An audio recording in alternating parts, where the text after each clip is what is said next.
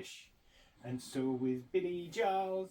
And so is Ian McGaskill. And so is Wincy Willis. That's impressive. I'm off Remember all filming. those words. And I got it on tape. No, you weren't recording. Yeah, it was. So was I. Oh, sod you all. Let's do this thing. I'm going to need 15 seconds for the cold open. Don't need to worry about that anymore. I've solved that little problem.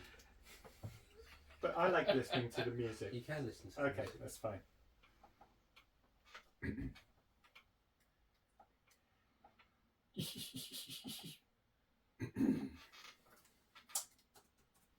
Hey, bella bella bella bella, sa wing balla. Kennedy, Kennedy, Kennedy, sa wing balla. You ready? Yeah. Just your little Just warming up warming the vocals. vocal cords. I can't do that.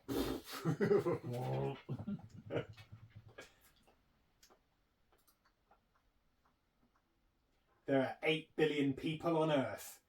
237 of them are scanners. They have the most terrifying powers ever created, and they are winning. This is the Cult Faction Podcast, episode 106, Spotlight on Scanners. Superman.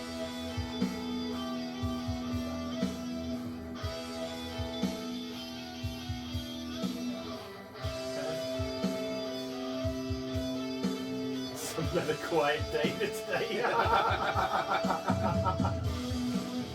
Not much going on in work today. I meant on your lunch break, obviously. Yeah. That's me all I have to do is email it to myself. Not really.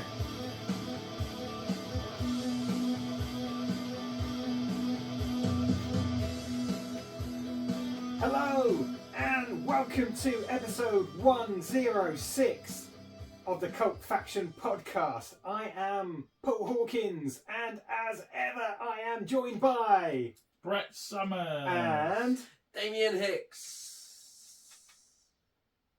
all I right. don't know what that was. You've been watching Disney's Robin Hood.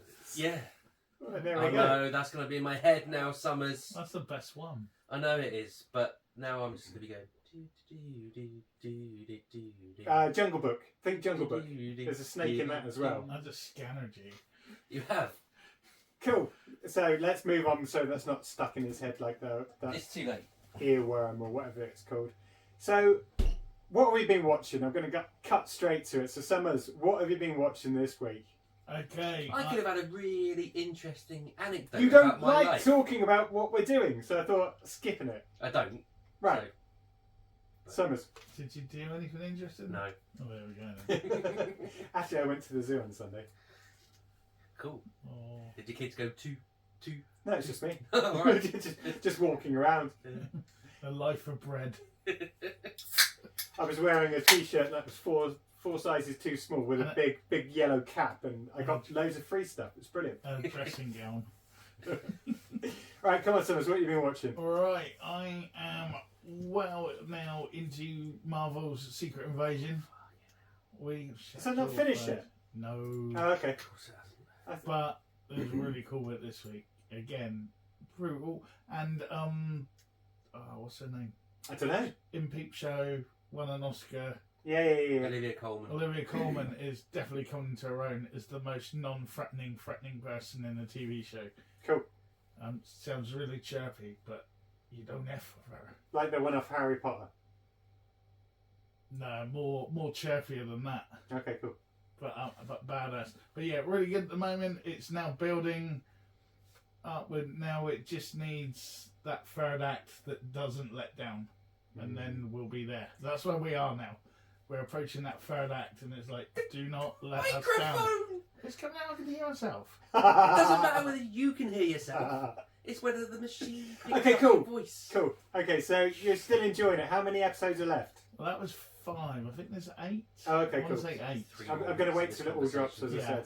Well, as I say, by next episode, we're like, why have they done that? They've ruined it. But we've done really well so far. Please don't screw it up. Cool, what else? Alright, Star Trek Brave New World. the new season 2 of that. One that's on Has Paramount, been- and I yeah. can't watch it unless I subscribe. Get Paramount. Although Yellowstone's Paramount's on really Paramount, good. isn't it? Yellowstone, Quantum Leap. Every Star Trek series ever, So which Shell, you dreamed about. no, I've watched them all. I Oh, told you. Yellow once- Jackets. Yeah. So Shell said that when she was off recuperating from her operation, she watched all of Yellowstone, and she's quite happily watched them all again. Yeah, to be fair, it's good, and you could watch it all again. To be I fair. need to go back and I still need to finish that because I haven't got any further since. Yeah, So I enjoyed it though. I might look at Paramount it's Plus. only and- £7. Yeah, I know, but I've got It's- all of them at the I would moment. say it's probably the best one of stuff at the moment. I had Shudder for a year Yeah. after I'd stopped watching things on yeah, Shudder. me too. I've cancelled Shudder because I just don't watch it. Anyway, sorry, Brett. You were talking about Star Trek. Yeah, Pretty Why have I good just done work. that? yeah, no, but the latest episode is really really cool because they managed to actually not only do it but actually pull off a believable crossover with Star Star Trek Wars. Lower Decks, which is the cartoon series. And Cool. in the cartoon series, one of the main characters is voiced by Jack Quaid, who is in The Boys as well, and obviously we know his mum and dad, old Dennis and Randy. Mal. You know his mum. He used to pause her No, a I lot was when he just watched the joking. Doors movie. Yeah. And Nothing wrong with that. and yeah, but he obviously in the cartoon they do a bit where there's a portal, and he goes through it, and then he comes out as Jack Quaid in real life, as the character is, but interacting with the Brave New World character. Really weird, but they did it really well. Bit timey, A bit like whiny, Space Jam. but in a good way. Yeah, they did it really well though, and kept it all sort of. It wasn't ha ha ha. Look, it normally is a cartoon. It was all done straight. It was all done Okay. really well, and yeah, that was really cool. As long as I don't have a musical episode. Oh, they will eventually. No, there is going to be a musical episode. I saw something on a website. I'm sure there's going to be a musical episode. Why is it? Is that the only Star Trek series going on at the moment? Live action. Oh no, that's Discovery's coming back as well. No. It must be this. There's going to be Yeah. a musical episode of this Star Trek nonsense. Winds me up when they do that. Uh, Anyway, Damien, what have you been watching? Finish it. what? Yeah, they I know, finished but we'll come back to you. Oh, okay. it? Okay. Don't worry, you'll get your time in the sun. So I've watched two things, Ooh, 2. and for one of them I've got an essay, Oh shit. and Cool. for the other I've got a paragraph. So first up, Let's go for the essay first. the Marvels. No. Yeah, I've gone back and I've watched She-Hulk. every Marvel series and movie that is available on Disney. No. Quantum Leap. The New series. new series. Oh. It is on Paramount. I am 4 episodes in. What do you think, I hear you ask? What do you think, Damien? Thank you. What do you think? What do I think? What do you really think? I'm liking the callbacks. We've got the original actress who played Beth, who was Al's first wife and true love. If I remember it correctly, they divorced, but then it all got sorted out and they lived together happily ever after. We've got Ernie Hudson plays Magic, who's a character that Sam leaped into to save his brother during the Vietnam War. We've got Al's original comms device making the odd appearance here, there and everywhere. And they even references Al's dubious wardrobe choices, which we've commented on quite a lot on this podcast. The ongoing story arc adds a dimension that is definitely needed in this day and age because the story of the week Yeah. format just doesn't work. Those days are long gone. Shows like that did it to death, didn't they? Yeah, exactly. It's old Yeah. fashioned, so it makes sense to have an ongoing story arc that links it all together. What I don't like, brace yourselves. So Ben is the new Leaper and Addison is the new Owl. They're engaged. So, Oh, that means he can't get up to anything. well, not that. Well, yeah. And there's she that. can't get up to There's anything. probably that, but so the heart of the original series was the friendship between Al and Tom and Sam, and even though they were friends before, that friendship obviously Yeah. grew and grew and grew as the story goes on. So this feels like a forced plot point to just instantly add depth to their relationship and give you some sort of But jeopardy that. I watched about the first 4 films now when it's that. But does he? He doesn't remember though, does he? At the beginning. No, I'll come to Are you that. going to get to that? I'll get to that. So is that? But so is that? you know, they're trying. It's like it's a forced plot point to. Right, yeah. But you know, You're right. it doesn't need to be there. And does that not limit how he can interact with the Possibly. people? Well, no, because it gives a different dilemma, doesn't it? You know. But then Sam was to say he knew by you know season 2, 3 he knew he remembered that he was married and he didn't want to get up to anything. He still had to, but Exactly. he didn't want to. He didn't have like. It's like Love Island. It's okay if it's in a challenge. Yeah. So Sam's memory. In the original, Sam's memories only came back to him periodically, literally over the course of When they needed something to fill out a story. you know, it happened over time. It Yeah. wasn't, you know, bam, boom. I'm 4 episodes in. Ben has already remembered his parents' deaths. He knows what the Quantum Leap project is and its history. He knows that he's engaged to Addison, and by episode 5, he'll probably just remember everything. Have they improved the tech? Yeah. Well, that might be why. But I mean, No, they state he's lost his memory. So when he first appears, he doesn't know who he is, what he's doing. But again, I think, you know, it's the story up thing of it. Because I was a bit like that when I watched it, but then I was like, actually, if this had gone on, I'd just be getting more annoyed. But you don't. But like you said, they need it to remember. You know, in the original, when they needed a plot point, Sam remembered something. They've done it here, but in every episode. Well, they played the cards too early. Yeah, exactly. So again, you know, it just. What about this work, underlying mystery of it then? What do you think of that? I don't want to rush your notes. Sorry. It's all right. I haven't really mentioned it in my notes, to be fair. So that is good, and it's needed, and obviously that's where you're getting a lot of the callbacks and the whys and wherefores. I don't want to give anything. Yeah, I'm trying to think what I can say without giving it away, so I won't. But the outside of the leap stuff is good, but the show's biggest problem is something they can't really do a lot about, which is the whole theory was based on Sam could only leap in his own lifetime.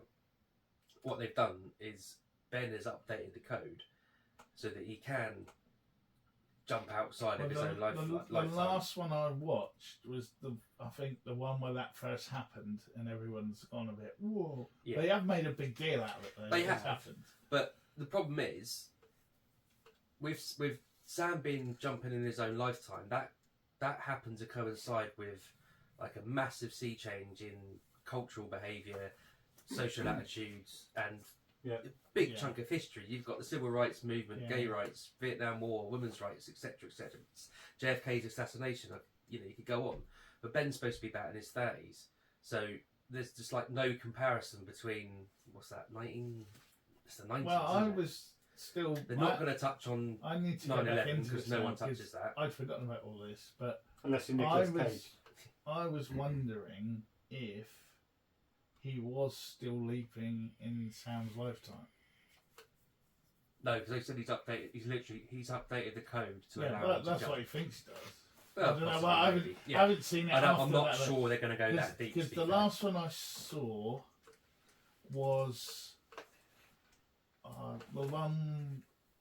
I'm only 4 in. Yeah, I was going to say the one where they saved the girl from being robbed. Or something, and then the bloke that robbed her. Does that ring any bells? No. Oh, he's trying to kill her. Is he trying to kill her? They save her from being killed.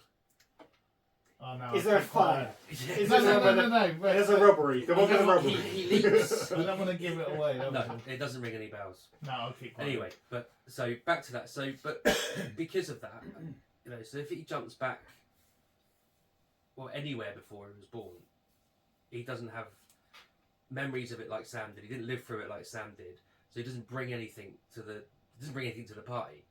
There's no experience in there. It's just time tunnel. He's just literally he's just jumping through time. So he's currently, so far anyway, is literally just relying on Ziggy and Addison to tell him what to do. He has no input into it. It's, you know, again, the original, it was Sam pretty much. So it's a bit cold in comparison. You know, Al would go, "You need to be doing this," but then Sam would be like, "No, I'm going to do it this way because I remember this happened," and blah blah, all that sort of stuff. And that was a nice thing as well, where Al used to chirp in and they'd have, this was a big old point in history, blah blah blah. Yeah. Sometimes tears were shed. Exactly, And but we're not getting any of that. But overall, as a standalone light sci-fi entertainment show, it's a good way to pass 40 odd minutes. As a continuation of a classic, it's got to try harder. But I'm only 4, maybe 5 episodes in, and there's a second season, so hopefully it does. So I remember, I'm just thinking back of it now because I haven't thought about this for a while, but I remember enjoying all the other stuff better than the Leap stuff, and that was my problem with it. Whereas I was more interested in the stuff going on outside the Leap with Annie Hudson and the computer guy. Yeah, and so that's what I mean. That was more. That is 100%. That was more interesting than I've got. But that's not how it should be, though, is it? But that's what they've done. They've kind of purposely sidelined the Leap in favour of the outside, which is all well and good, but I think you should be clever enough to get the balance better than that, and they just otherwise it'd be quantum tech. Yeah, you might as well just not have a leaper. You might as well just have them in the control rooms or whatever, and they're not making any reference to what's happening because in the original you barely saw the current timeline. Yeah. You didn't really care. You never saw it, really, did you? No, there was the odd episode like where the cliffhanger or something. Yeah, you did get. You used to get people in the waiting room. Exactly, they've not mentioned that at all. So that does. Okay. That comes up. Okay. That bit's really cool. All right. Sorry. All right. So far, it's not. I've remembered it. I've remembered stuff. It's not mentioned. I'm like him. I've remembered it now. But you're going to carry on watching it. Of course I am, yeah. I mean, there's only 8 episodes currently on Paramount for some reason. They haven't dropped the whole entire first season yet. I don't know why. Sprinkling the club. Yeah, exactly. Well, again, they're probably like, shit, we ain't going to give it Paramount UK. They don't give a shit about Paramount UK. No, but they're like... the second season is supposed to drop on Paramount in November. But Paramount UK might be, we ain't getting any new shows in a while. Maybe. You can have a few of these. Could be. You want the other one because that's only a paragraph. Go on then. Do it. The Clearing. So I talked about it last week. This is that Australian thing with like cult. Oh yeah. Cult leaders. Someone who's escaped from a cult. Cult Seavers. That would be. Man, that would have made it much that. better. In short, don't bother. Okay. I said last week it was slow, but the overall mystery makes you want to go and find out what's going on. The payoff's just not worth it. I had 10 theories, and each one of them was better than the actual ending. So. And that's why they should pay us to write. Exactly, it was shit.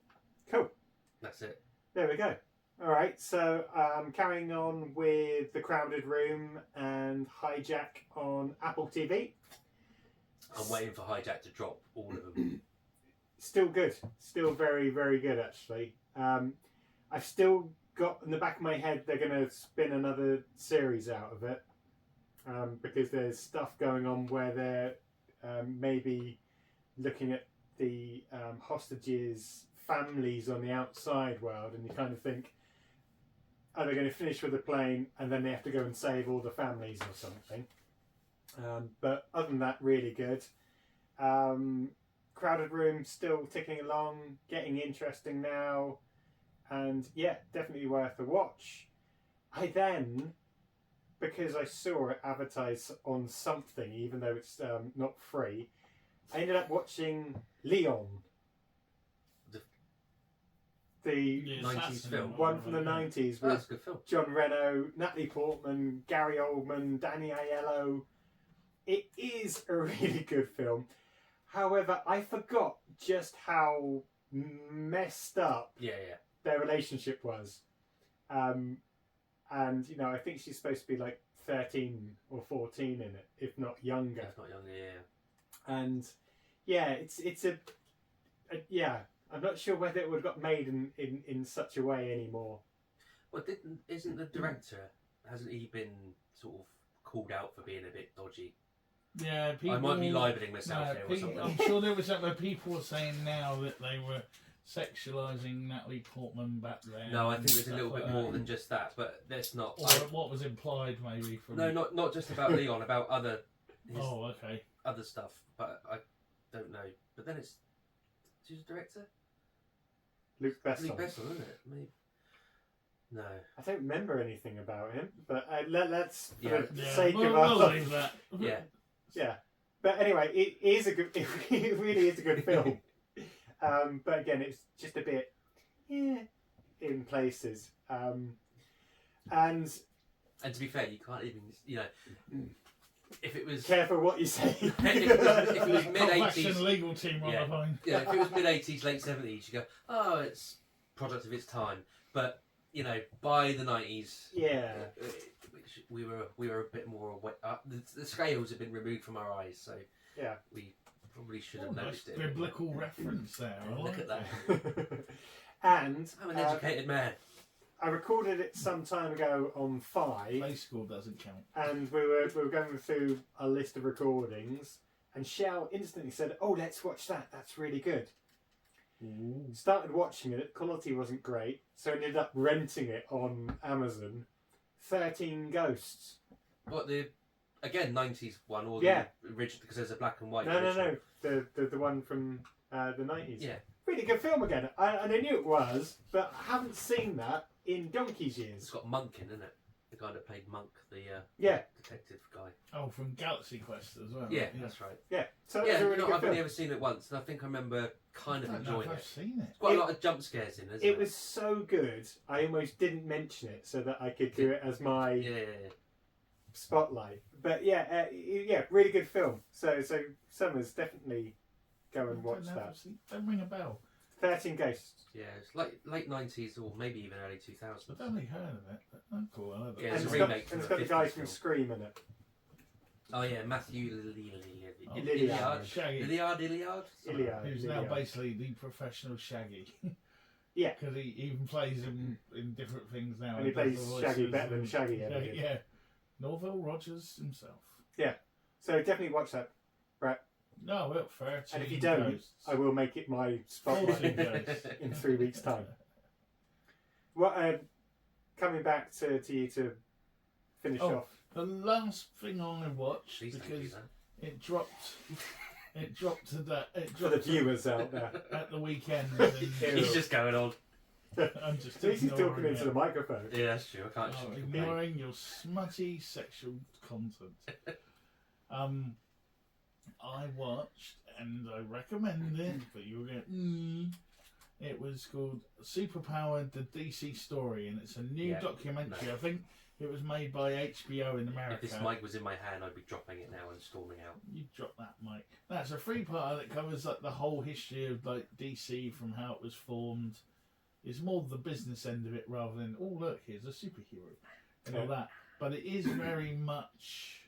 I enjoyed it. There's some good bits in it, but it is very much history written by the winners type thing, where there's a little bit more where they could scratch a little bit deeper, but they don't in certain areas. They do mention the Bob Kane scandal and Bill Finger, like the man who created Batman, Bob Kane, where basically he did fuck all and Bill Finger did it all and died destitute while Bob Kane got all the money. The same with the two, Schuster and Schumann, who created Superman. They died poor and got no money because they all create their own stuff. So you do get that in there, and there are bits and pieces. But no, it was probably nothing I didn't really not know already. But it was a good little document. If you don't know a lot about it, it's quite a nice little thing to watch, and lots of talking heads and people popping up. And Dave Burns in it. Sorry. Carry on. John Byrne. Oh, I was close. And James Gunn even pops up, you know. So it Of might course be he a does. good He's thing. got his finger in every pie. So it He might be. probably didn't, and then he got himself right That's how it into started. Yeah. But yeah, no, it's quite a good thing to watch. It's about 45, 50 minutes an episode, I suppose, for American telly. So technically, in American, it's 3 hours. Yeah. And, Because they'll have an advert, the credits, then the yeah. adverts. But yeah, it's not a bad watch. It does cover the a lot of stuff, but a lot of stuff is lightly trod over as well. But yeah, that's on I think it's on Sky Documentaries in the UK, and HBO have been running it, or are running it like this week. I think it's like one a night. You know, it's like a DC. So get to watch that before I'll be DC sure gets to, sold and destroyed miss by that one. Warner Brothers. Cool. Done. Done.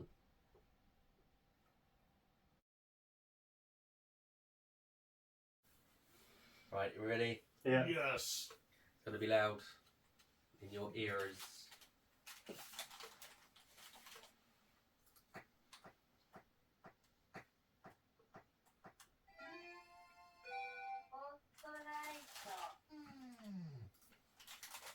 Scanners is a 1981 Canadian science fiction horror film before Ryan Reynolds came along, written and directed by David Cronenberg. It premiered in January 1981 to mixed reviews from critics, but became one of the first films produced in Canada to successfully compete with the American films at the international box office. Had a budget of about 4.1 Canadian dollars and box office takings with over 3 times that amount in US dollars. So a lot more in Canadian dollars. Main cast included Jennifer O'Neill as Kim O'Brist, Stephen Lack as Cameron Vale, Patrick McGoohan as Dr. Paul Ruth, Lawrence Dane as Braden Keller, Michael Ironside, the one and only, as Daryl Revock, Robert Silverman as Benjamin Pierce. There are many other actors, but those are the main cast. It went on to spool and produce a number of sequels. Scanners 2, The New Order in 1991, hotly followed by Scanners 3, The Takeover in 1992. Had a few spin-offs of Scanner Cop in 1994 and Scanners The Showdown, also known as Scanner Cop 2 in 1995. There was rumours about a remake, but that's been going on until from about 2006.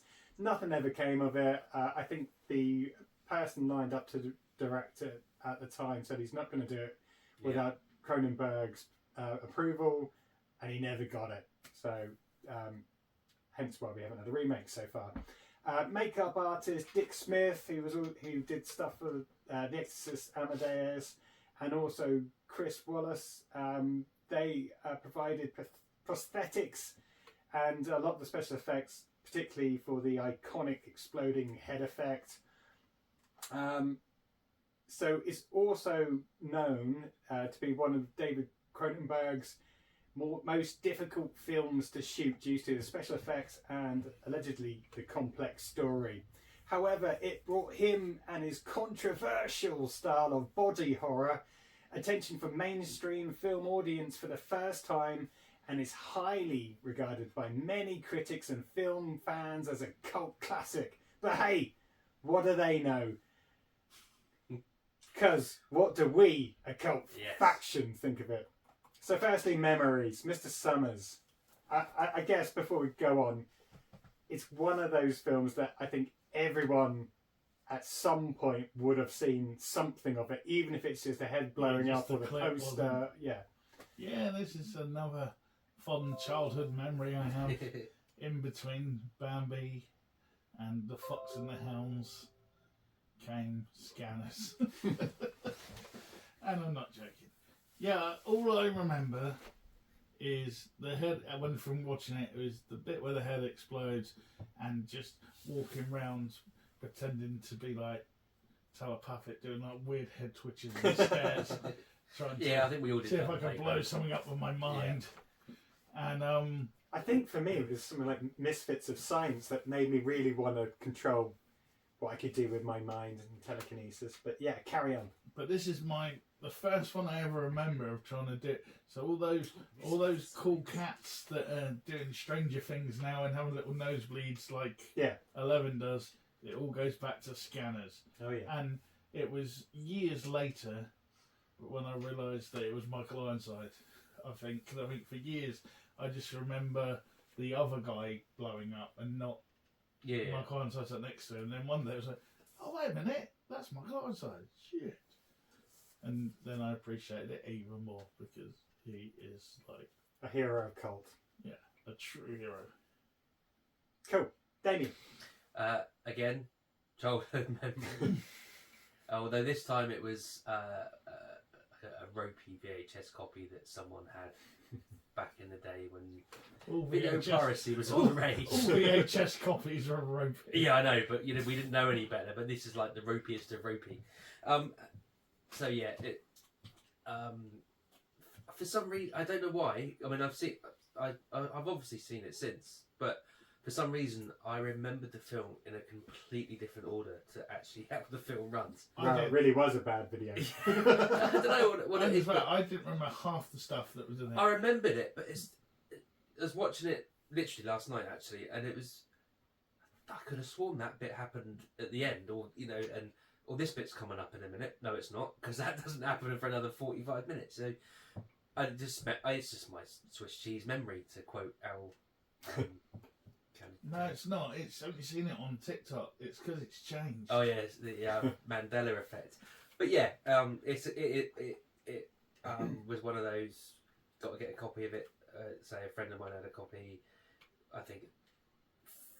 Do you know what? Actually, it's just I do now remember it was someone's birthday, and we were allowed to watch it. You know, like instead of going to the cinema or whatever, it's like you can invite some friends around and you can watch Scanners.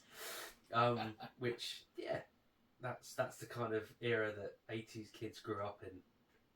Parents just you can watch that. It's fine. And here's some of those little bottles of French beer that you can have. Yeah. Export 33. Oh, I had a real craving for those a few years ago. And I think Cheryl did. Stubbies. So we literally bought like 40 bottles of them. They're only little. Yeah.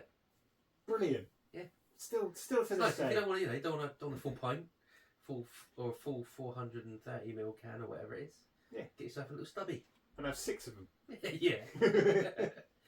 Yeah, so similar for me. I watched it, and I know I watched it. All I could really, I didn't remember much of the storyline at all. I remember the head blowing up. I didn't realise it was at the start of the film. I thought it was a bit This is later what I mean. on. I think that's all of those things Now, I seem to remember being later in the film. Originally, that was due to be in like one of the opening credits. But Cronenberg put it back a few minutes for the audience because he knew that some people turned up late. Yeah. It's like, good lad. Yeah. But that was it. So I thought, good chance to use the podcast to go and make some more memories before we lose them to the scanners out there. There's only 236 left now. Or the Mandela effect wipes it from history. Cool. So those are our memories. Let's have our little walk through. Apologies if there are any grammatical mistakes and typos. Bear with me. Go for it, Summers. Okay. Cameron Vale is down on his luck and is on hard times. And he's wandering around a shopping mall looking for scraps of food that have been left. 2 old women are talking about him, and he stares at one of them and she collapses and starts convulsing on the floor. Then 2 guys in coats spot him and shoot him with a dart as you do.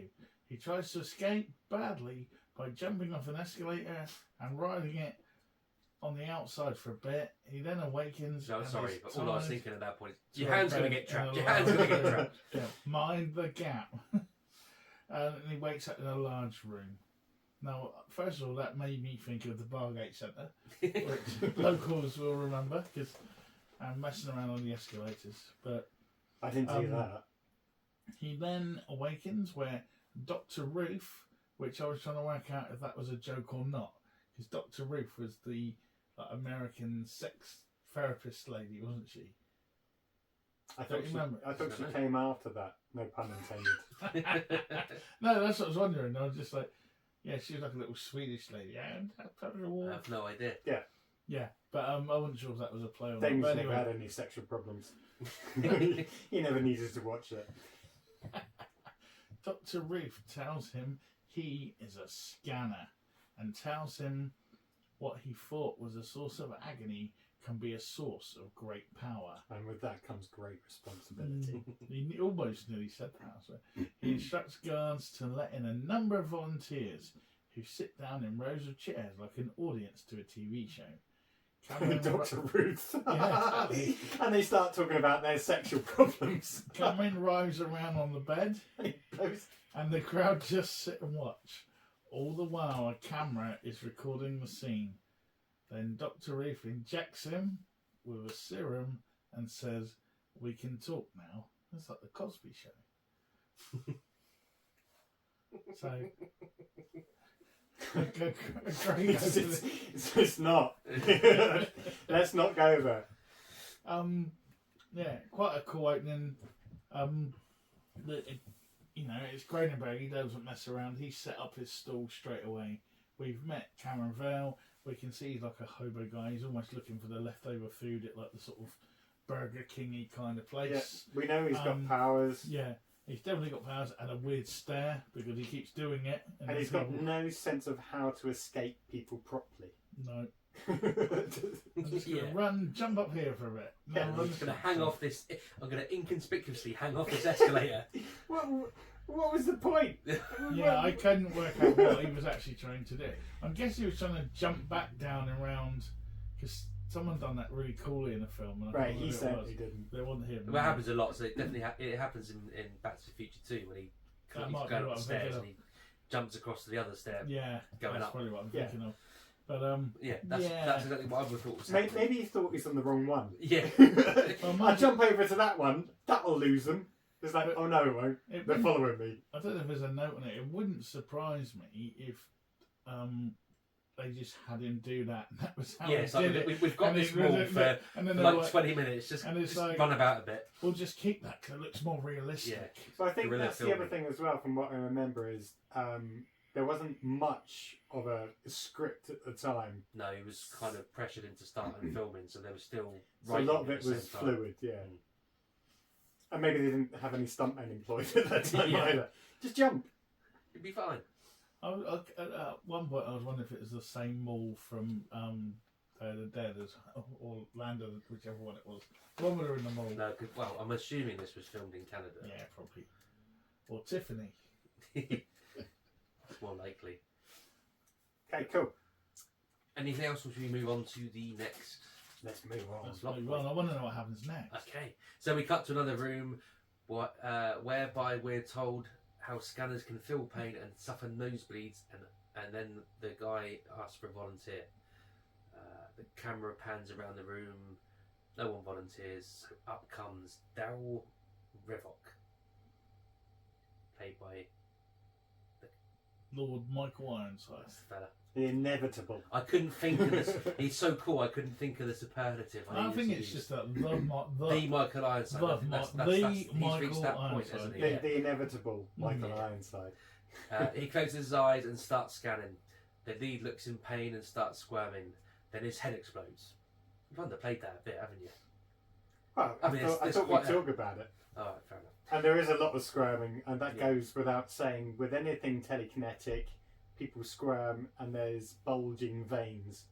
Yeah, it's a bit Tennessee. It's got to be bulging. It's a bit Tennessee, isn't it? Because look at one, look at the other one, look at one, look at the other one. It's been Tennessee Williams. I don't think he did anything about telekinesis. All right. I see your point. Squirming. You're at the squirming. Squirming, and then his head explodes. Daryl is taken away at gunpoint, and the audience are escorted out. The guards try to inject Daryl with a shot of ephemeral. Thank you, ephemeral, which would restore his sanity by temporarily inhibiting his scanning ability. But Daryl uses his powers to make the person inject it into his own hand. They take Daryl by car, and Daryl takes up. They take Daryl by car, and Daryl takes over the. They take Daryl by car, and Daryl takes over the driver, accompanying the car's minding him, and makes him crash. He then takes control of his captor and makes him shoot two of the guards before forcing him to turn the gun on himself. Yeah. Oh. Yeah. There's a slight delay. So we are going to pause for a moment. Click and what follow. You don't see on the Click podcast, and follow. Unless you're on YouTube. That's better. Obviously, telekinetic powers. I haven't actually hit record yet. Don't. No, I wasn't. I was just talking. That's all. I'm allowed to talk. It's good to talk. Talk. It's my life. Yeah. So we have a lot going on in that scene. And again, there's no messing around, is there? there's a little bit of intro to, you know, Revok's powers, and we get a little bit of telekinetic, you know, dueling, or not dueling, but, you know, that backwards and forward from camera to camera 1, camera 2, all that kind of good stuff. And then literally his head explodes. And you imagine at the time, the audiences would be going, bloody hell, that doesn't look like a load of cat food or dog food just shot with a gun. That's quite impressive. Yeah. It wasn't the whole thing, the other guy was the scanner and they were trying to show the audience his power. Yeah. Yeah. And then Rewok comes up as the volunteer. Yeah. Exactly. And then, again, it sets up how powerful he is, because he can blow heads up and take over people and make people inject drugs and all sorts of cool stuff. I think the only issue I had with one of these scenes is where they're going to inject him, and he uses his powers, and he makes the guy inject his own hand. But instead of going, oh, he's just made me inject my own hand, he just like... Well, it's his power, isn't it? He's under the control. But pretty much everyone else who's injected with ephemeral either collapses or goes a bit funny straight away. So yeah, you're right. I thought you said it didn't affect non-scanners or something. Well, in that case, what's the point in injecting? Well, no. If you're a scanner, he didn't cuts want you to be out. injected. No, I get that, but if you're not a scanner, you haven't got the thing for so it it doesn't to affect you in any way, shape, or form. I thought Unless you you're said pregnant. Yeah, but it could so again, be. why doesn't the guy? Oh, he just injected me, or everyone holding him. Oh, look, he's injected Yeah, him. but he's under the power, isn't he? So he's gone like that. He's not going to go, who is that? He's still, yes, Michael Ironside, by your command. Yeah, I can see where, fair enough. That's what I took it as, anyway. Yeah. And also, I just took it. He was and the music went up a key as well to show that magic powers were being used. Oh, yeah. Yeah. That's one thing, I got to say it now because I'll probably forget. The score actually did annoy me a lot in this film. It's too up there with kind of John Carpenter something where they just really hammer it. Yeah, exactly. It hammers it home too much. And a bit Lynchian as well sometimes. Anyway. Yeah, it was Howard Shore, wasn't it? I believe so. If that's what the internet's telling you, then yes. Yeah. Oh, look at you Googling. No, because I thought we'd talk about the music, so I thought I'd better have that handy. Yeah, but other than that, again, no messing around. Straight to the point, straight to the action, straight to the goal. Yeah, Revok is a threat. We that's established. Okay, so we now move ahead to Consec headquarters, who are basically like the organisation that's going to, pioneer this ephemeral, and they're not bad at all. There's a debrief on the events of the night before and a lowdown of what's happened, and they're talking about whether to drop the scanner program.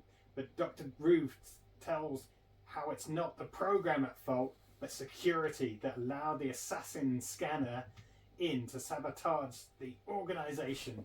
He goes on to say there's a scanner underground network that's working against them, led by Daryl Revok, and they need to be eliminated by finding a new scanner and turning them to Consec's side to take out the competition. That's what you want to do. So Dr. Reeve meets with Cameron and they discuss how he was able to listen to the woman in the mole's mind and how, when given ephemeral, it helped with the voices. So it's not bad, is it, really? Dr. Reeve plays video footage of Daryl in a psych ward explaining why he drilled a hole into his head to release pressure and get rid of the people in his head. And then he loses it and gets angry and lashes out. Cameron worries he's the same as Daryl, and Dr. Ruth explains how ephemeral can take him back, help him take back control. He then goes on to state that Daryl is Cameron's enemy. He's bad, can't be trusted, and knows him, and he was looking for him. Daryl has killed all those who refused to join him. Okay, so we're getting a power play. Dr. Ruth is basically saying, Revok bad, we're good, trust us, don't trust him. Ephemeral the answer. And help us take down the baddies. Doesn't take a lot of convincing, does he, to be fair? Not really. Well, he's a down and out hobo. He's getting fed and drugs. Got a job now. Yeah, I'll give you that. Yeah, he was scamming for food just now. Now he's got a job and everything. Yeah. and even potential love interest. I did find though. What, Dr. Ruth? Oh, Dr. Ruth. No, he hasn't met his love interest yet. Again, the legendary Patrick McGoohan. It was very much probably played on purpose. It was almost a very much soundbite controlling dialogue. Yeah, I think it probably was, because he's probably trying to program him into. Yeah, almost like a programming. Yeah, it's like a subliminal message And type obviously, scenario. Yeah. You know, that's McGoohan's bread and butter and telly, isn't it? Yeah. From Danger Man through to The Prisoner, and I felt that coming through, and how he was talking to him there. So, whilst some people might think it was a bit cardboard, I think that was actually done on purpose for McGoohan. Yeah, I think, you know, as the story develops, and then you find out about his character, Mm-hmm. actually that kind of dialogue and stuff makes sense, because he's not the character's not a naturally caring person. So based on, you know, what's happened in the past, why would he you know what I mean? It's not that kind of being nice doesn't come naturally because of what we find out. Yeah. And but we'll find that out. But meanwhile, we're in a subway train, and Daryl is told about Cameron and how Dr. Ruth is trying to get him to work for him. But he's nothing to worry about because he's weak. Very, very weak. In a loft somewhere, Dr. Ruth introduces Cameron to a subject and trains Cameron in the ways of the Force, or scanning as it was known in this film. And he explains how he wants him to make a link and make the subject's heartbeat more faster. But not too fast, because once he does that, Yeah, we don't want to kill kill him. him. Yeah. Proper But anyway, aneurysm or whatever.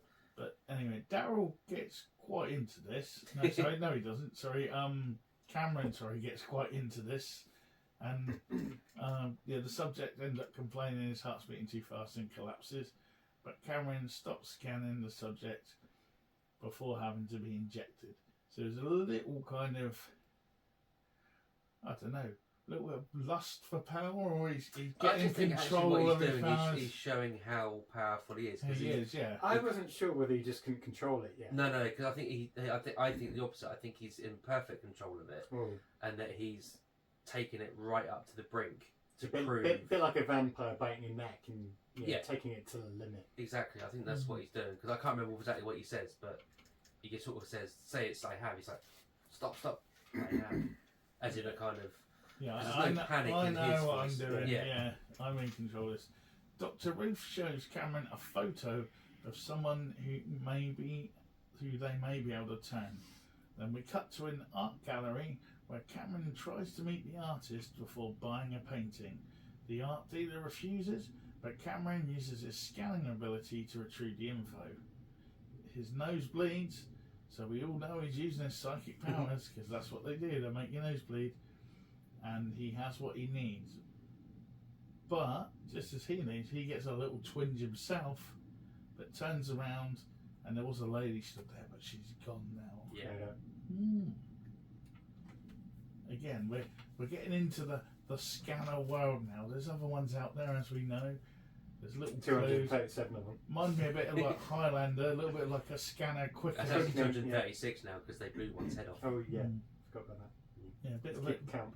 Bit of the quickening as they walk past each other. Yeah. Bit of feedback, whatever we call it. But yeah, kind of, we get a little hint at the power of Cameron and this weird mission he's on to try and track down this artist who is probably, they think is a scanner as well. Well, no, he knows Reebok, doesn't he? So they believe that he's in league with Reebok. That was it. League with the enemy.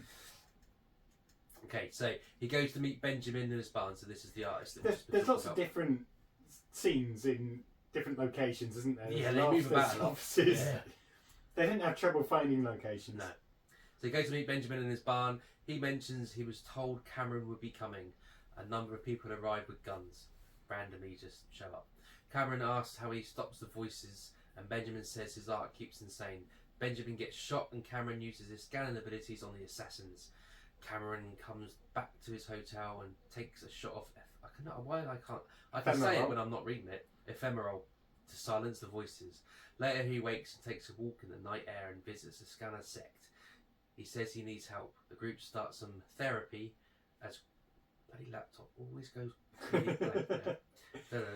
The group starts some therapy as the group of Consec mercs arrive with shotguns and start shooting. They're quickly taken care of by being combusted, and the remaining group escape. In the van, they're attacked by more shotgun-wielding assassins and crash into a record store. Cameron and Kim survive and escape as the police arrive but are being followed. Cameron stops the would-be assassins from shooting them and gets what he needs to find Rivok. I did I read somewhere that when they crash into the record store, there's some big signs up hanging off the ceiling that a record shop owner or a record producer paid a lot of money to have in there, but he went bankrupt before the film got released. Which I shouldn't laugh at that, but it's kind of ironic. You spend all that money and then by the time the film's gone out, your advertising's useless. Yeah. I did they overreact on Benjamin, who has done nothing wrong? Yeah. Apart from the fact that Cameron's turned up at his house and then gets shotgunned to shit. Yeah. I mean, he's just living his life. And it's not even a little warning shot in the shoulder. It's like a double-barrel farmer's shotgun from the dad from Ghosts. Well, that's art, isn't it? Everyone's a critic. Yeah. Yeah, I don't know if that was... Is there a deeper metaphor there that Cronenberg was trying to get across or something? But I was just like, what's he done? Yeah. No, that's a fair point. I mean, Although, actually, in fact, it does kind of get explained later, I suppose, in a weird way. Yeah, in a weird way. But they do... he's got nothing to do with it. He's just gone there and, yeah. Good shit, really, isn't it? Okay. He does... Oh, there is the bit as well, when he meets the sect, when the woman's like, you're at the art gallery. So we know that she's a scanner too, and they're friends. Yeah. I thought there was a bit It's not more really, to it than yeah. that. I mean, they don't really go into much detail about what they're doing in that room. It's like a mind meld, isn't it? It's a bit, yeah. It's like a support group for scanners, and you can all mind your mouths and maybe get to another plane of existence. You don't really get mind your mouths. What he said. Don't cross the scans. Don't make me laugh. That makes my back hurt. Meld your minds to reach a higher plane of existence. Is what I was trying to say. Yeah, there is a little bit of sort of yoga chanting in there, so like our minds to combine. Yeah, exactly. It's blah, blah, all a bit, blah, blah. But yeah, nothing really gets explained. Okay, Cameron infiltrates a lab where Revok is overseeing operations and tries to gain access to the computer files. Oh, the good old days when computers... The good old days when no one understood computers, so you could get away with saying anything. Yeah. It's in the computer. Yeah. Cameron tells Dr. Ruth he wants to come in because he has info. And because of that, Daryl gives the orders for Cameron. I just noticed that I mixed between Daryl and Revok. Apologies. That's fine. And Daryl gives the orders for Cameron to be killed. Yeah, so he's had enough now. Cameron arrives by helicopter at the Consec headquarters. Someone's doing well. Goes from a hobo to being chauffeured around by helicopter. He tells Ruth, Dr. Ruth that is, about the laboratory he found that manufactures ephemeral, and it's led by Daryl, and that someone within Consec is working with him. Dr. Ruth tells Cameron to scan the computer to find the information they need. Kim is being questioned about Daryl and asks how she's going to be protected. She gets slapped because it's the 80s, and then he pulls out a gun to force her to tell him why she's there. Kim uses her scanning abilities to disarm him and escapes the room, and he then goes off to sound the alarm. There's the other bit here where they're supposed to get ephemeral on the way in, but Dr. Ruth give them some hooky ephemeral, so they were okay. Yeah, just some harmless chemical. Yeah. I mean, how do they get into the lab? That's the literally door on the roof. Who knows? But all of a sudden they're quite happily driving a little golf buggy. We just strolled in, got a uniform, that was it. Well, he turns up on a helicopter, people think he's a VIP. Yeah, maybe that's it. Yeah, and then gets chauffeured around in a buggy. But there is a bit where I've forgotten the other baddie's name when Keller. Reebok says like, Oh, Reebok. you know, you can kill him, and he's like, what? He's like, yeah, do it. Which we find out later on, but again, he's like, there's something there. And by now, Ironside's in full grilling mode, so he don't give a shit. Someone's dying. And then the other bit I like, which was again very, very 80s, and how to spot a dodgy cop, FBI agent, whatever, the slowly turning off of the video cameras. Yeah. Any 80s thing of like where someone was bad, they would turn off the video cameras while they did it, even though you can see them turning it off on the video cameras. Yeah, and plus, every video camera had the control in the room, not in some control centre or whatever. In a numbered bit along that would end up with them facing the person they were turning it off at. Yeah, it was yeah. Okay, should we carry on? Yeah. And sorry, I have one more bit. Yep. Sorry. Why did she stop there? He's got a gun. She disarms him, sort of throws him against the wall with her scanner power, and then's like, I'll leave now because he's not going to do anything else. No, he's not going to come after me at all, is he? Sounded alarm, yeah. So she just blew him up. Maybe she's not that powerful. Well, maybe she's not that powerful, or they have this little support group. Maybe they're sort of pacifists and they don't kill. Okay. Who knows? Hippie scanners. Yeah, exactly. Right, so Dr. Ruth seems to be losing his mind and is talking to himself about stopping the right program. So we didn't cover this, but the right program is what the computer at the other lab is saying. This is the project name, the file name, etc. That it's called Project Ripe or Program Ripe, and that's what they're trying to get to the bottom of. Cameron and Kim take down 2 guards with their powers and they escape. They use a public telephone to plug into the computer and make. sorry, I'm just laughing at the ridiculousness of this bit. They use a public telephone to plug into the computer and make the program Ripe inaccessible, while he downloads ephemeral shipment information directly into his mind. Keller wants to cripple him whilst he's scanning the data and makes the technician do his bidding. Sorry. However, he's killed when the computer explodes during his attempt to intercept Vale. Let's stop there. There was that one technician who was absolutely shit up with the glasses, who just is like, but you do understand when we. No, you got that one line in the whole film. He was the most believable person, isn't it? I think both of them two sat in there because it's like they make a motion to get up, and it's like you gingerly do it. And they're making the most of their part. They deserve it to be called out. Where was I? The plaything. Go on. I was going to say because it felt quite apt. So the other thing is you've got it's locked out. It's all made inaccessible. It's like break the code. It's like okay, access. Yeah, I know. It's like oh wow. No. It's like it should have been like first bit access blah blah blah denied. Access blah blah. Please. And then I can't you didn't say the magic word. And I can't remember which one of them said it, but before everything goes haywire, it's like going, "Oh, don't worry, nothing bad's going to happen." Yeah. We'll be right back. Payphone.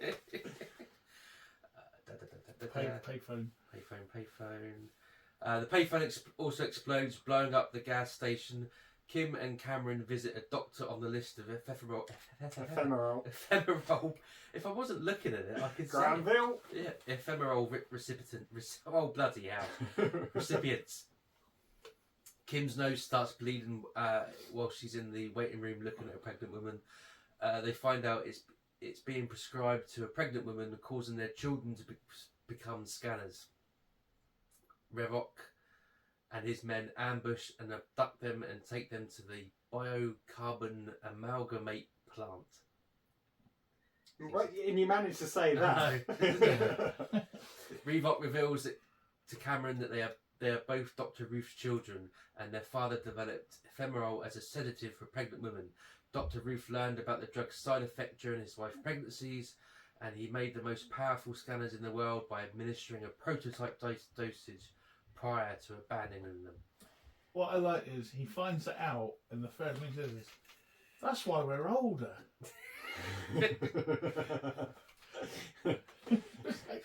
That's what's been bugging him this whole time. I've just discovered I've got real strong telekinesis powers. There's other ones out there. Yeah, I was I'm almost older. expecting a, "You're not my brother." Yeah, I think there's a lot to unpack in this whole computer bit, because I don't know, maybe it's just, I mean, obviously the two of us work. I mean, I'm gonna sit back because you two are the IT experts well, in this, and it was far too complex for me to follow. Well, exactly. That's my point. It's just like, what system builds in self-destruct, and then Tron. it's like the classic sci-fi starship thing, isn't it? Yeah. You know, this ship will self-destruct in 10 seconds, but then you've also got just destroy the file. Why is the building? Why are the computers starting to explode? Yeah. What is it actually doing? Unless it's like That was part of the self-destruct sequence. Exactly. But nothing's going to happen to them. There's no need to worry. No, that was the feedback from. That's what I was going to say. Yeah. There's feedback between the two of them. I don't know, but yeah, it just made me chuckle. I mean, it's a shame we weren't a little bit older in the 80s, because we could have taken over the world. Yeah. Literally. Just with a look at a twitchy eye. Yeah. But again, no messing around whatsoever. In the space of 5 minutes, we get explosions, access to patient information or the doctors that got ephemeral. We get the doctors, we get the development that, it's being handed out to pregnant women. We get the reveal that Revok and Cameron are brothers, and Dr. Ruth is actually evil Dr. Ruth. Wow. Yeah. And Dr. Ruth is losing his mind. I mean, that is... Yeah. Well, I wouldn't have said either. I think he was caught up in the research thing, and then later on is like the guilt of it, and that's what's making him go... Yeah, but he also abandoned the kids. So he's easy. Well, that's what I'm saying. I think he'd done all that, but then... Even okay. Then he's like the sort of... That's why he's going nuts about, like, can't go back, whatever it is. And I think there's the guilt of it is... Maybe, yeah. And I think he was probably a scanner as well. Kind of thing. Because something was happening to his brain. Yeah, maybe he suppressed it for so long. And he just doesn't even hang around. He just shoots him straight away before he can do anything. But all this could be explored if it was remade into a TV series. Go on then, Summers. So Reebok plans to create and lead a new generation of scanners to take over the world by mass distributing ethanol. But Cameron refuses to join and tells Reebok even he's acting like his father and as if he's been reincarnated in him. He hits Reebok, but that only makes him more mad, and he tells Cameron he's going to suck his brains dry. And not in a good way. And so begins a telepathic duel with lots of bulging veins and twitching. In the fight, Cameron's body starts melting and then starts burning. Reebok's eyes turn white and he lets out a scream. When Kim awakens, she finds Reebok and the burnt corpse of Cameron on the floor. She sees Reebok in the corner, but his head scar has vanished. His eyes have changed colour and are now blue, and he speaks with Cameron's voice, letting him know that it's him and it's okay. They've won. Cameron somehow managed to switch his consciousness with Reebok's at the last minute. Phew! I reckon it's when his eyes popped out. Yeah. I reckon so. So again, we get our big Luke and Darth Vader battle, but with telekinesis, and the effects in this, I think, from 1981, Oh, they're flawless. To be they're fair, blooming good. My favourite bit, I can't remember which one it was, but there's a bit where like a vein pops out and a bit of blood, but it kind of pops out and then just runs down, which is, rather than, I just thought it looked, well, worse things ever, it looked a lot more realistic than, when we get in there and just starts spraying out everywhere, where it just sort of popped and then run down, and it was just like, No, I mean, the makeup, the prosthetics, whatever, on Cameron in particular, Yeah, Really it was fun, like a right. really freaky episode of Dr. Pimple Popper. It was all, and you can see where the body horror from Cronenberg we get later, especially by the time we get to the fly, you can see like where he starts getting his taste for it. Yeah.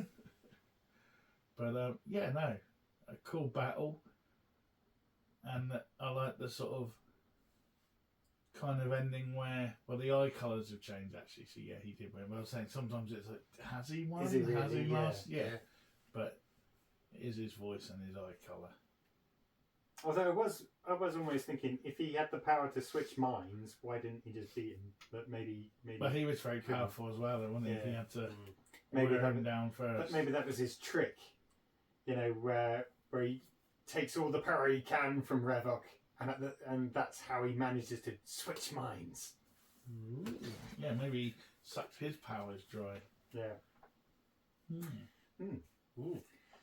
Right. Okay. So, Brett, let's come to you first. What did you think? How did it compare to your memories?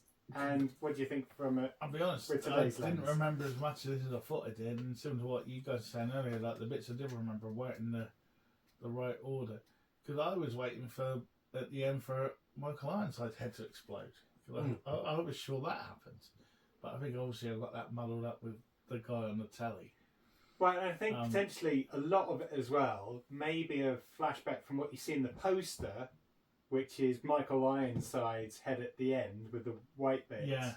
And maybe in the I just thought echelons it of was the time. end that happened in it, yeah, because it's been a while. But no, you could tell it was very rushed, I thought, because it just bolted along. I mean, it had the sort of pacing of an episode of the Power Rangers where it just bolts from one thing straight to the other, and you don't really have time to question it because you're on to the next bit or the next set piece. I think whilst it's very memorable, I don't know if it's Cronenberg's best work. I don't know if it's controversial to say that nowadays.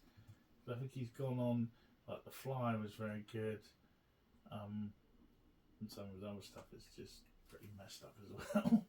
But it's still good, and it's one of those films that will strike a chord in you one way or the other, and you will remember it. And I think it is a strong piece of cinema. Is it the best piece? Not all the time, but there is some really good bits in it that will scar you mentally enough as a child to still remember them as an adult. Yeah. And that's what cinema's all about for me. Scarring children. Having them remember, learn, give them those ideas. Yeah. And again, it pioneered the nosebleed telekinetic stuff that we've talked about. Cool. Damien. Okay. Don't disagree with anything Brett just said. I think there is no doubt that it is a sci-fi stroke horror classic. There's no doubt in that. It does suffer the passage of time, not just in the effects, but just in the, I guess, the overall look and feel of it. The script is clunky. There's points. I think what we said about Dr. Ruth and his dialogue. I've kind of made an excuse for that, but potentially that might not be the real reason why his stuff, what he says is kind of stoical. Is that the word? I don't know. It doesn't really. His conversations or his dialogue doesn't really flow, and like you said, it does jump almost from one set piece to another set piece. There's no room to breathe. There's no time to take stock. But did I enjoy it? Yeah, I still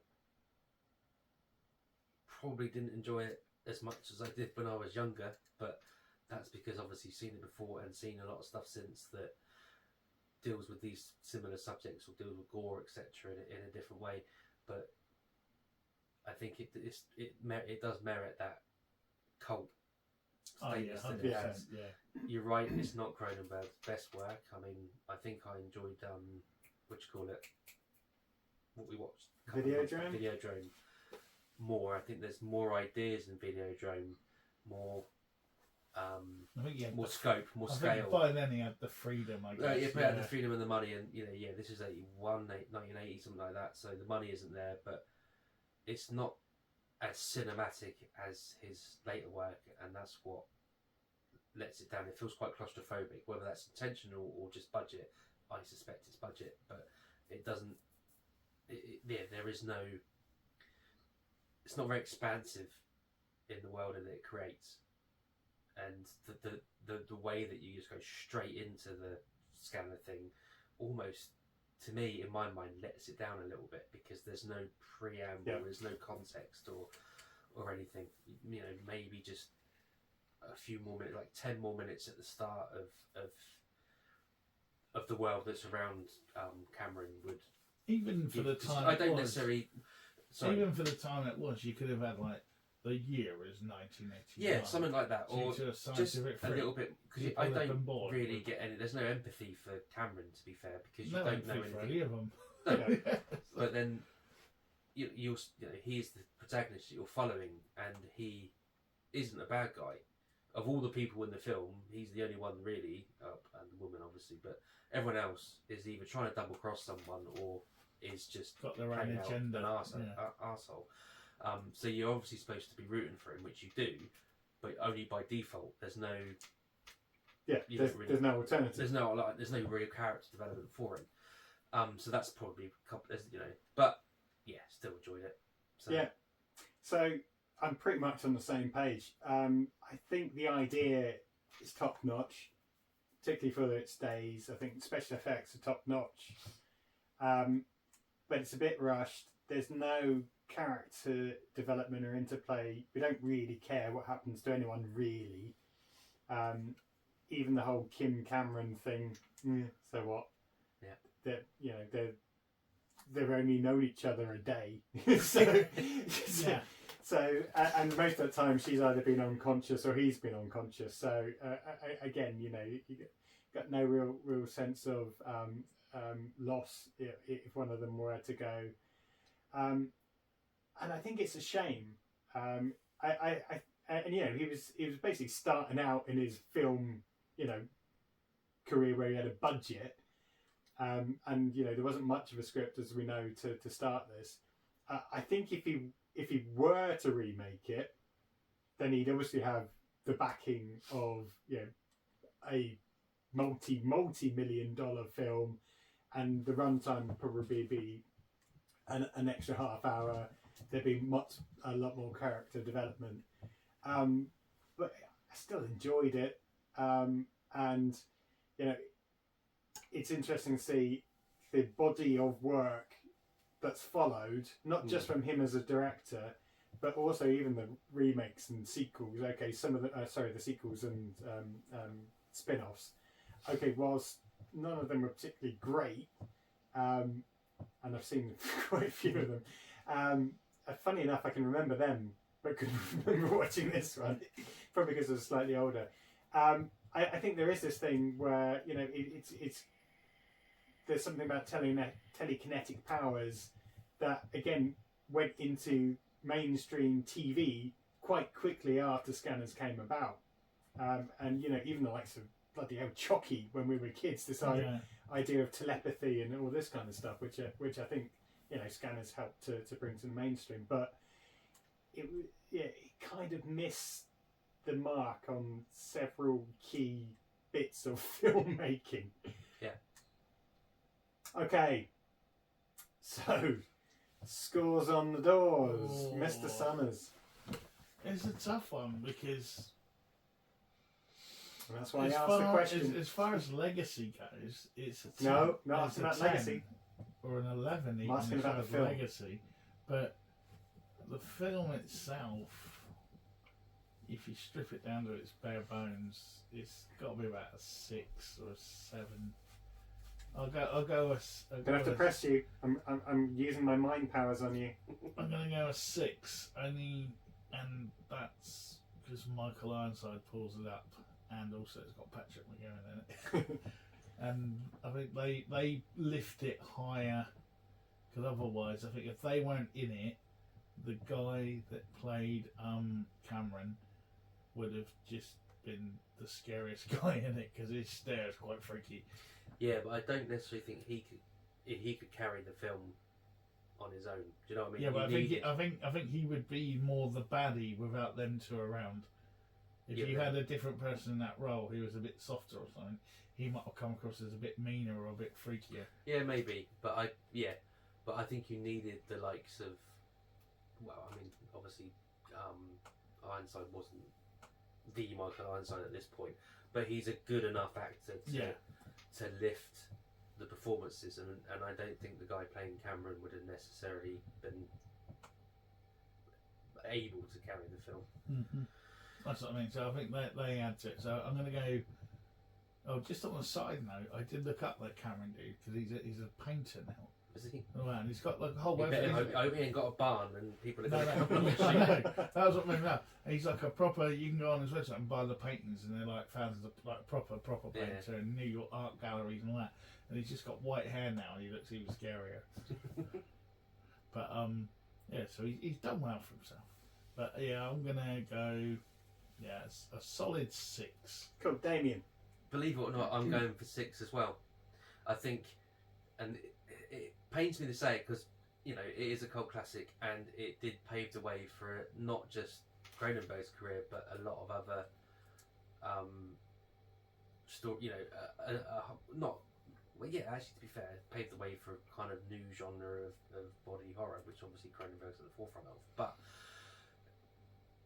it's directed and shot in such a way that even for its time period, you strip the incredibly impressive effects out of it. It's almost like a TV movie. Yeah.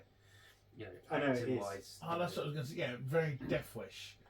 Michael Winner Death Wish. That's what it reminded me of. Yeah, it's at that sort of level. What like, lifts it is obviously the idea, because that is a very good idea, and the effects that lifts it above, TV pilot or TV movie status. So 6. Yeah, cool. It's a 6 for me. Pretty much everything we've said. You're right, and I completely agree. A lot of the supporting cast, should we use that term loosely, the telekinetic hippies or whatever we want to call them, or the guards, they are pretty much like they've just brought someone in that was in an episode of A-Team or whatever, just to pad them out. I think Michael Ironside is really good in this, and it suits him to a T. The only other person I can imagine doing that would be a Jack Nicholson or something like that. And completely, we all know Jack Nicholson's just a Michael Ironside wannabe. And I was thinking about this. That I think Cameron's role and the way it's acted is a real tough one, and it's a shame. In my head, when I was watching this, I think someone like Peter Weller would have been the ideal. I'm a good guy. I'm a good hero. But then I almost thought, well, now I've got Peter Weller in the lead role, then maybe Kurtwood Smith would be playing Michael Ironside. Then you might as well bring in Nancy Allen to play Kim. But hey, that's just me. But it's still a good film. It still holds up on a number of points, but slightly let down by a rush script or lack of script. I think because we have to put our scores in context with everything else that we've done so far, and what's to come. And it is a classic. It is a cult movie in its truest form, but there's stuff that lets it down. Yeah. And some of those you can't forgive for time, like because we said the effects are good.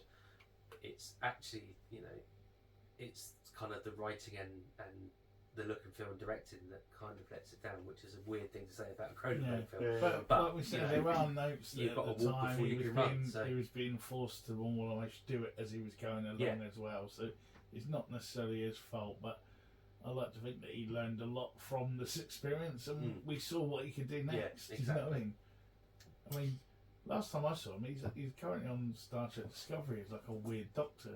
That's right. But so I don't know if he's made anything recently. I think he's got something coming out. He did Crimes of Future or something last year. Cool. I haven't watched it yet, but that had Viggo Mortensen in it, I think, from cool. Okay. Lord of the Rings. Yeah. And the road and other stuff. I don't like to say Lord of the Rings because that's what everyone knows it from. But yeah, I haven't watched that, but I'm tempted to go back and give that a go. I do like a bit of Cronenberg. I mean, I watched the Fly one, Rick. I've got the box set with all the Fly films in it, from the old ones to the new ones and the Fly 2. Yeah. But I mean, the Fly 2, I that's- only remember the opening scene with the dog as well. Is the prequel The Maggots? Just all the old, help me. But no, it still stands out. Obviously, it's a bit 80s-tastic, but you know, it looks scary enough, and it's Jeff Goldblum. Yeah. So, you know, Cool. Well, maybe that might be a spotlight another week. who knows? But that's for another week. So this was the Cult Faction Podcast, episode 106, with a spotlight on scanners. But before we commence shutdown proceedings, we need to find out what we're watching next week. So, Brett, I think it's over to you.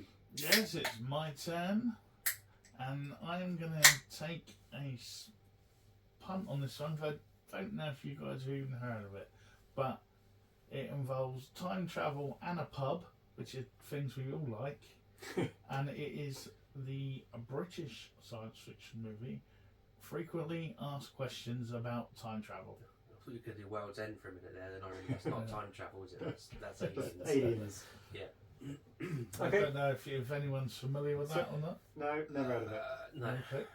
I have heard of it. I've never watched it. I know it's one of those. It's a hidden gem. Yeah. It's a hidden gem. And what's it on, sorry?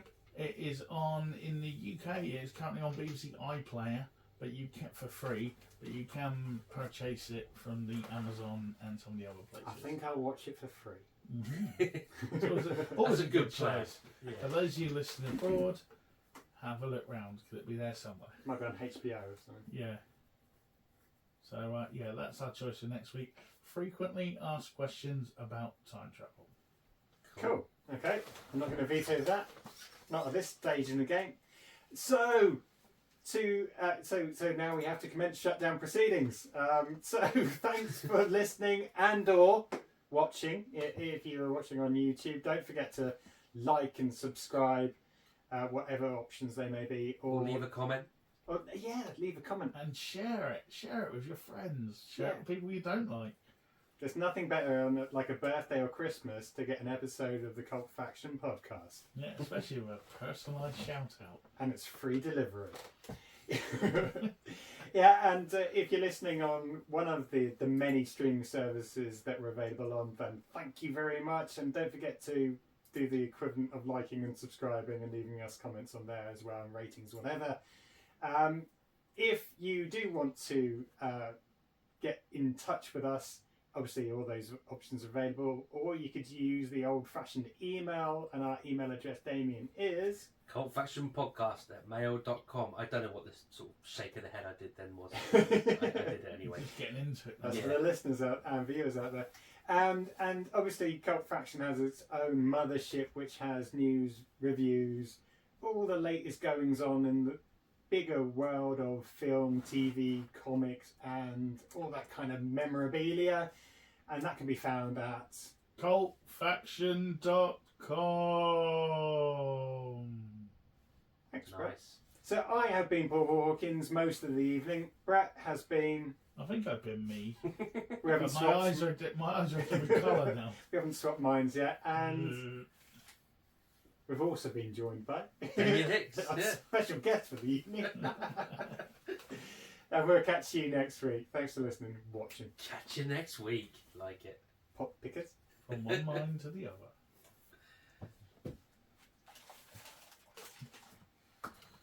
Oh, that was cool.